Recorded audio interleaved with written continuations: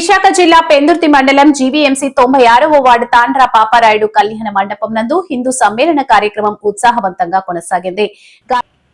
రాష్ట్రీయ స్వయం సేవక్ సంఘ్ శతాబ్ద ఉత్సవాలను పురస్కరించి విహెచ్పివి బీజేపీల పర్యవేక్షణలో పార్టీ పెందుర్తి నియోజకవర్గం ఇన్ఛార్జ్ గొర్లె రామునాయుడు ఆధ్వర్యాన జరిగిన ఈ సమ్మేళనానికి ముఖ్య అతిథులుగా హరే మందిరం జిల్లా అధ్యక్షులు దుర్లభ కృష్ణ ప్రేమదాస్, బౌద్ధిక్ ప్రముఖ కొండపల్లి రామారావులు హాజరై జ్యోతి ప్రజ్వలనతో కార్యక్రమాన్ని ఆరంభించారు.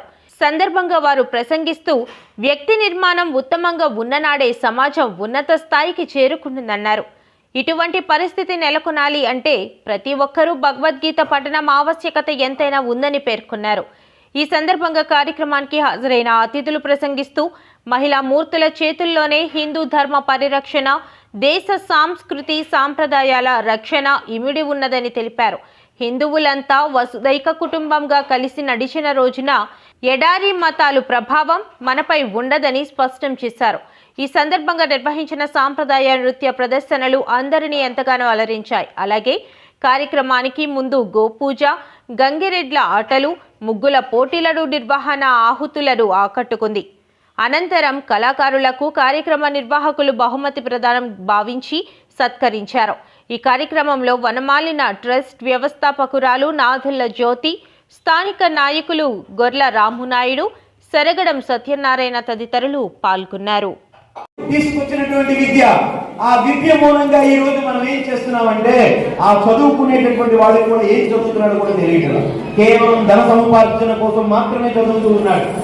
అలాగే రాజ్యాన్ని పరిపాలించేటటువంటి రాజు, రాజ్యాన్ని పరిపాలించే రాజు ఎలా ఉండాలి? ఒక ధర్మరాజులా ఉండాలి, ఒక రామచంద్ర ప్రభులా ఉండాలి, ఒక పరీక్షిత మహారాజులా ఉండాలి, ఒక రఘు మహారాజులా ఉండాలి.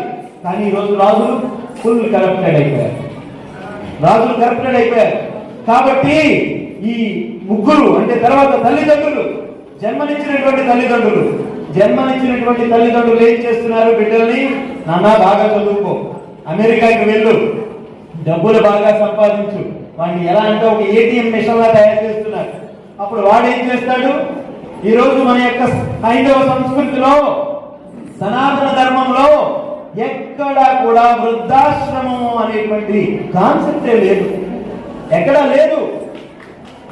అటువంటిది ఈరోజు వృద్ధాశ్రమాలు నిర్మిస్తున్నామంటే ఎంత దౌర్భాగ్యం చూడండి, ఎంత దౌర్భాగ్యం. ఒక తల్లిదండ్రుల్ని మనం చూసుకోలేమా? జన్మనిచ్చినటువంటి తల్లిదండ్రుల్ని. కలిపురుషుడు ఒక ప్రశ్న అడుగుతాడు.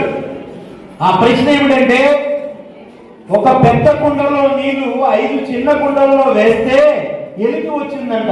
5 చిన్న కుండలో వేస్తే సమానంగా సరిపోయాయి. ఈ 5 చిన్న కుండలో నీళ్లు ఒక పెద్ద కుండలో వేస్తే ఎలుక వచ్చింది. ఈ ప్రశ్నకి సమాధానం ఏమిటి? నేను ధర్మరాజుని అడగాలనుకుంటున్నాను, ధర్మరాజు నిద్రిస్తున్నారు, భీమసేన దయచేసి చెప్పండి అంటే 5 కుమారుల్ని సమానంగా చూసుకుంటాడు. ఈ 5 కుమారులు కలిసి ఒక తండ్రిని చూసుకోలేరు. ఇది కాదు మన సంస్కృతి, మన ధర్మం ఇది కాదు. కూడా అంటే ఒక్కొక్క ప్రాంతానికి ఒక్కొక్క బస్తీ కింద ఆర్ఎస్ఎస్ లో పిలుస్తాము. ప్రతి బస్తీలో కూడా ఇలాంటి హిందూ సమ్మేళనాలు అనేవి జరుగుతూ ఉన్నాయి. మన భారతదేశం మొత్తం జరుగుతూ ఉన్నాయి. ఎక్కడ కూడా ప్రచారాలు ఉండవు, ఆర్భాటాలు ఉండవు, హక్కు ఉండదు. ఈ యొక్క సో ఇలా ఏమి లేకుండా అంటే ఏ ప్రాంతంలో ఉన్న వ్యక్తుల దగ్గరికి వెళ్ళి ఇలా ప్రాంతంలో ఉన్నటువంటి వ్యక్తుల్ని సమీకరించి చేయడం అనేది. అయితే ఈ ఆర్ఎస్ఎస్ అనేది 1925లో స్థాపించినప్పుడు హెగ్డేవార్ అంటే డాక్టర్జీ అని మనం పిలుచుకుంటూ ఉంటాము. ఆయన స్థాపించడం జరిగింది. దేనికి స్థాపించారు అంటే వ్యక్తి నిర్మాణం కోసం. ఒక వ్యక్తి నిర్మాణం మెయిన్ ముఖ్య ఉద్దేశం, ఆర్ఎస్ఎస్ యొక్క ఉద్దేశం వ్యక్తి నిర్మాణం.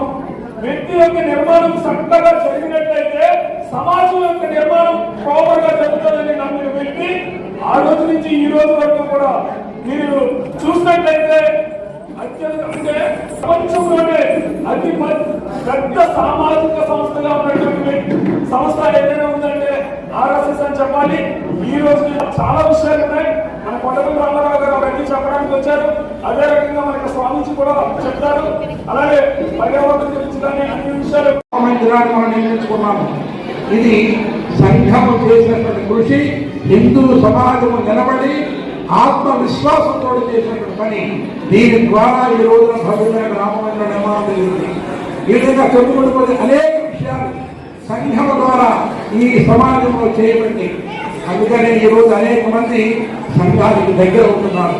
సంఘము ఈ ధర్మాన్ని కాపాడడానికి, ఈ సమాజాన్ని కాపాడడానికి, ఈ దేశాన్ని కాపాడడానికి సంఘము పనిచేస్తుంది.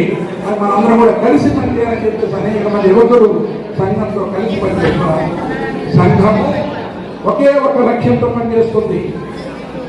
హిందూ సమాజం అంతా కూడా సంపూర్ణ హిందూ సమాజం సంఘటన కావాలి. హిందూ సమాజంలో సంఘటన కావాలంటే దీనికి ఒక ఆధారం కావాలి. అదే భారత మాత భూమి. ఈ భూమి ఆధారంగా సంఘము ఈ సమాజాలందరినీ కూడా సంఘటించబడుతుంది. అందుకనే ఈ భూమి మన యొక్క బట్టితో మనం చూడకుండా ఒక తల్లిగా భావించాం. అందుకనే మాతృవత్ పరదాదేశం చెప్పబడింది. మాతృవత్ పరదాదేశం అంటే